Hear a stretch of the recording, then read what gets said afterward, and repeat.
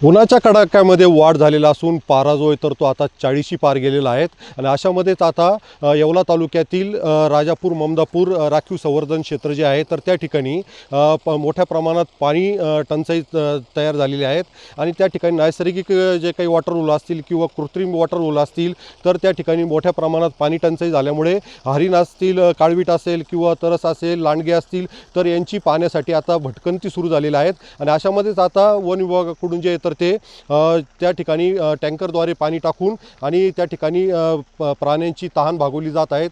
आपल्यासोबत बोलण्यासाठी या ठिकाणी येवला वन विभागाचे वनरक्षक राठोड साहेब आहेत। मला हे सांगा साहेब, या ठिकाणी तुम्ही किती वॉटर होल आहेत आणि किती क्षेत्रामध्ये हे संवर्धन क्षेत्र आहेत आणि कशा पद्धतीने तुम्ही या ठिकाणी प्राण्यांची तहान भागवताय?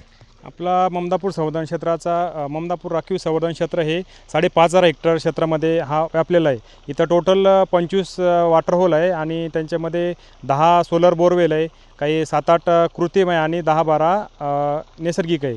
तर याच्यामध्ये आम्ही जिथं पाण्याची लेवल कमी झाली वॉटर होलमध्ये आम्ही तिथे काही सोलर बोरवेल असेल त्यांनी तिथं आम्ही सोलर बोरवेलनी पाणी टाकतो आणि जिथं पाणी नाही आहे तिथं आम्ही टँकरद्वारे पाणी वॉटर होलमध्ये टाकतो। एकंदरीत या ठिकाणी जर पाहता उन्हाच्या कडाक्यापासून या ठिकाणी प्राण्यांची ताण जी तर ती टँकरद्वारे पाणी पुरवठा करून भागवली जात आहेत। उमेश पारिक, TV9 मराठी, येवला, नाशिक।